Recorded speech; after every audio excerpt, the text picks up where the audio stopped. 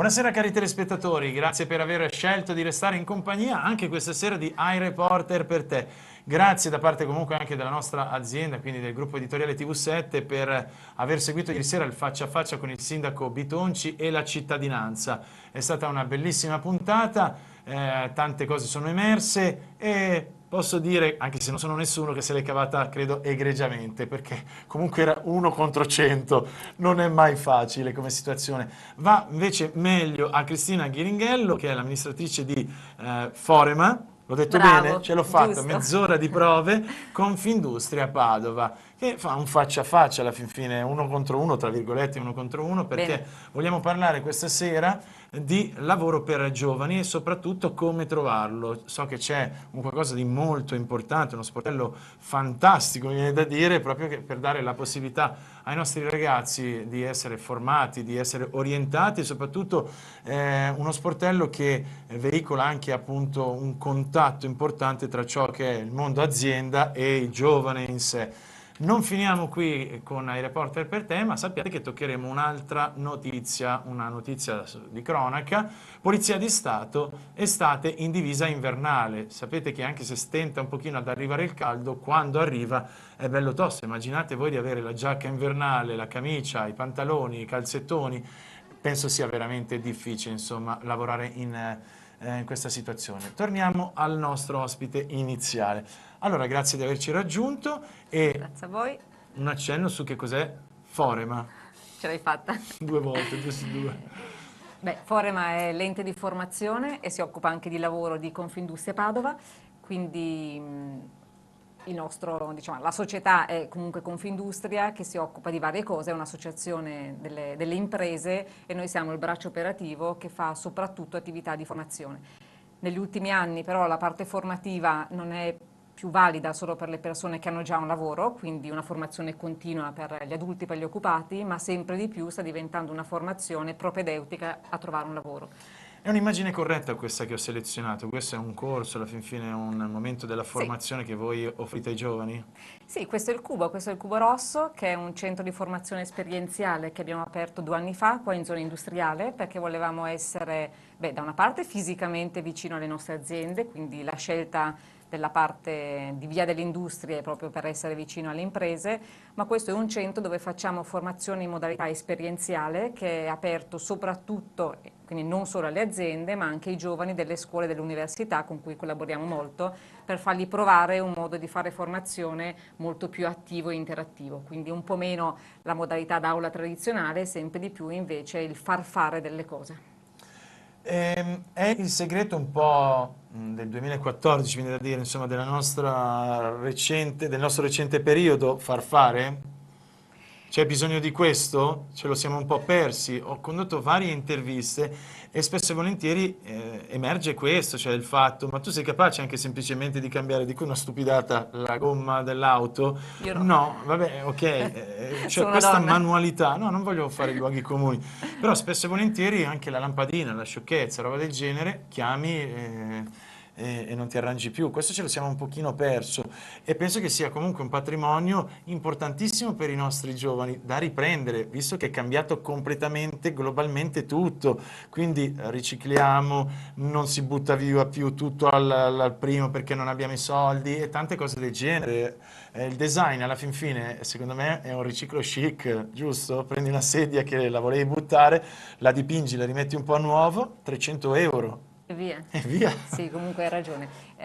Si è un po' persa la manualità. Poi quello che io intendo per esperienziale, ma non solo io, insomma, ci sono studi accademici su questo, è mettere la persona al centro e anche da un punto di vista formativo non funziona più che qualcuno salga in cattedra e gli altri ascoltano perché se no non apprendono veramente, Sì. ma oggi il docente spesso si chiama il facilitatore, cioè lancia dei messaggi, mette le persone in gruppo, gli fa fare delle cose e alla fine la persona che ha sperimentato delle attività le acquisisce molto di più e se le porta dietro. Anche Pensa per... che, Scusami. no, scusa tu che ho questo modo di fare brusco, ogni tanto interrompo, perdono. Dicevo, pensa che parlando con il settore scolastico, loro mi hanno anche spiegato che l'insegnamento è cambiato per alcuni, insomma, anche nel coinvolgere proprio lo studente, come un po' dicevi tu, nella scelta addirittura della tematica o di come affrontare in sé la lezione, in modo da non annoiare, in modo da veramente arrivare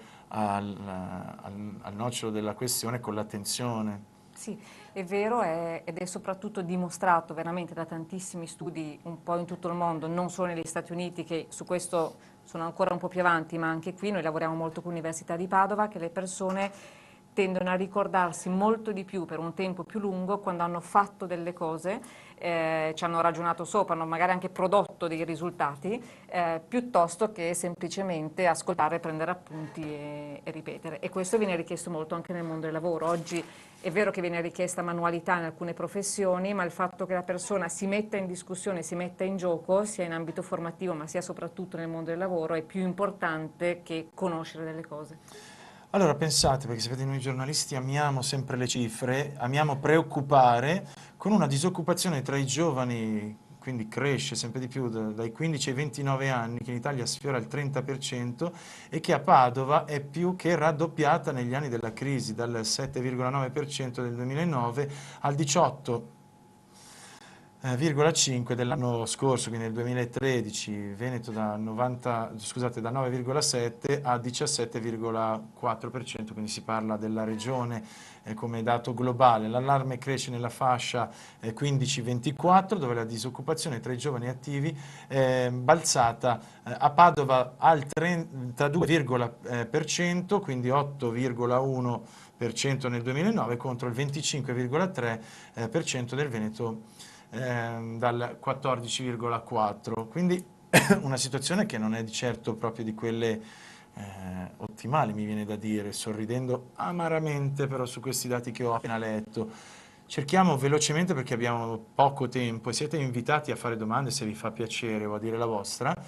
Cerchiamo di capire perché. Io mi sono date delle motivazioni, insomma, che possono essere quelle generiche, quindi la produttività manca, è stata decentrata, quindi è stata spostata all'estero, c'è una concorrenza che alla fin fine sappiamo, non voglio fare il razzista, è un po' a volte sleale e ha quindi causato l'impoverimento del territorio. E poi vorrei toccare anche se effettivamente potrebbe essere una concausa, una riforma scolastica per la preparazione effettiva vera dei nostri ragazzi. Si diceva, tra virgolette uso questo inglesismo, nel backstage, prima quando ci siamo incontrati, ho detto, però certo, studi, master, università, tu ti illudi di accrescere il tuo bagaglio, in realtà ti stai semplicemente allontanando dal mercato che è cambiato, che è sempre di corsa, è mutevole quotidianamente. Sì, Tante cose tutto ho vero.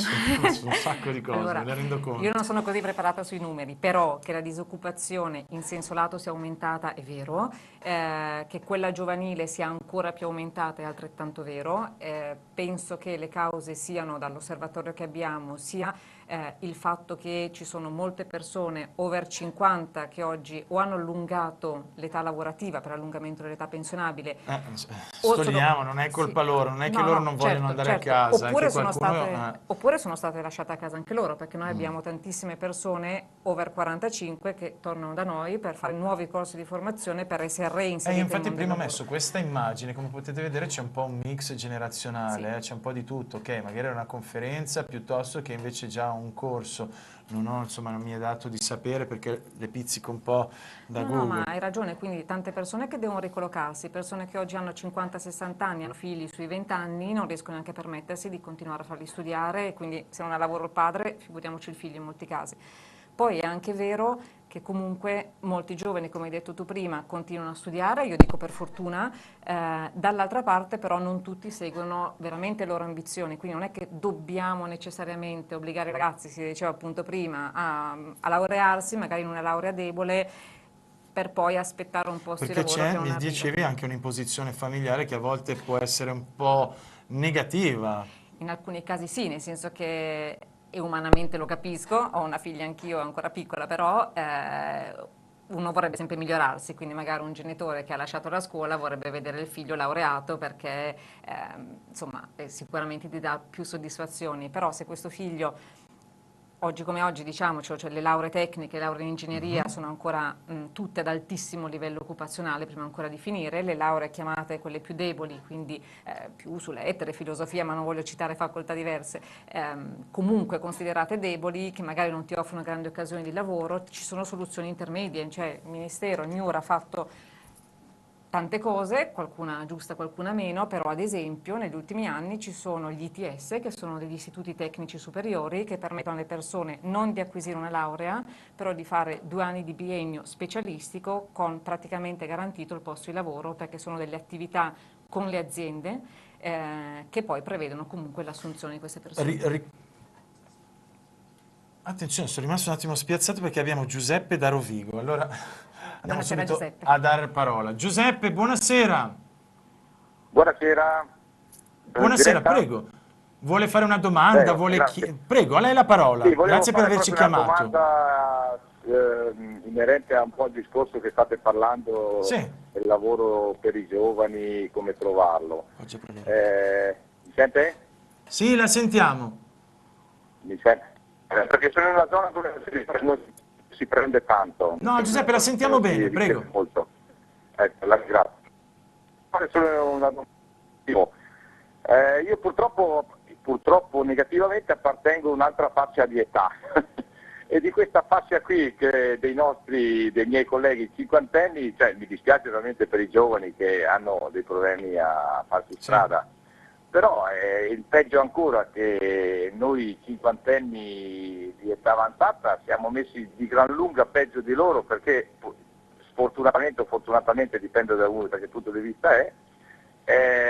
Il giovane, è vero, deve farsi una carriera, e una strada e una famiglia. Mi ritengo vecchio anche se ho 50 anni. Non è così, No, la insomma, prego. non è così. Ecco, e resta il fatto che noi cinquantenni abbiamo già una famiglia, figli e E magari... delle responsabilità molto più grandi, lo capisco, siamo tutti e due qui genitori, molto, quindi... ma molto poco, di questo motivo se ne parla molto, ma molto poco. Cioè, capisca anche lei, io vorrei far sapere un po' alla gente del mio rango, insomma, oppure... Certo, guardi, noi ne abbiamo parlato più volte e capiamo che la situazione è veramente complicata, si parlava appunto di responsabilità da seguire, però non voglio parlare io, lascio appunto a dottoressa Ghiringhello, prego. Posso senza Sì. questo?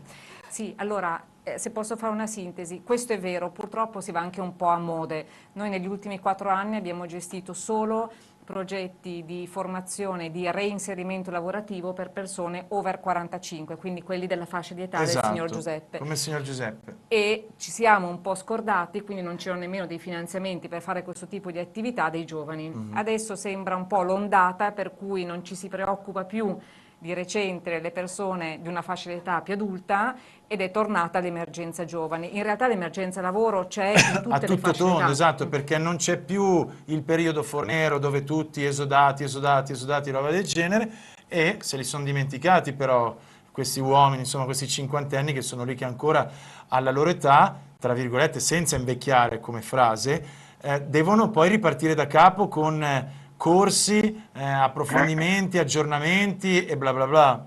Vero, signor Giuseppe? No, le do perfettamente ragione, indubbiamente le do perfettamente ragione. Io sono di quella categoria che purtroppo a livello governativo siamo troppo... Mi sentite? Sì? Pronto? Mi sentite? Sentiamo A livello benissimo, governativo prosegua. ho piacere.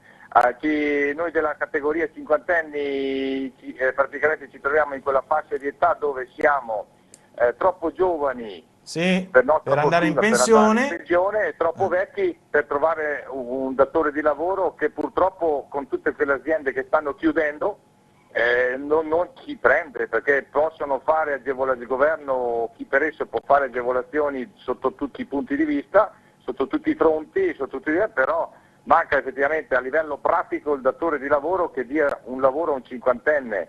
Per tante agevolazioni che ci sia, io purtroppo mi trovo in questa situazione e per tante richieste, per tante domande, richieste, mi sento dire sì, hai delle agevolazioni, contributi INPS Sì. dimezzati o addirittura azzerati, però non ti assumiamo, sei troppo vecchio, ci costi meno anche Giuseppe. di un giovane, ecco il vantaggio del giovane, ci costi meno di un giovane, però sei troppo vecchio, ne prendiamo uno Giuseppe, giovane. le posso Ecco, chiedere una allora ti domanda e dica poi lei. devo lanciare la pubblicità ringraziandola. Sì, mi Quanti dica. curriculum ha mandato in questo momento, cioè in questo periodo, in questo brutto Guardi, periodo? ho perso il conto, comunque a dirle che sono sul centinaio perché ovviamente sono E quanti l'hanno ricontattata?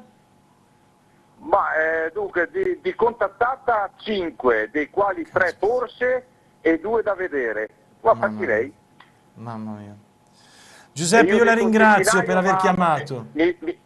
io ho detto un centinaio, ma mi ritengo sono stato basso Sì, sì, perché sono immagino, anche di più. immagino. Sono stato modesto perché non voglio essere differente dagli altri.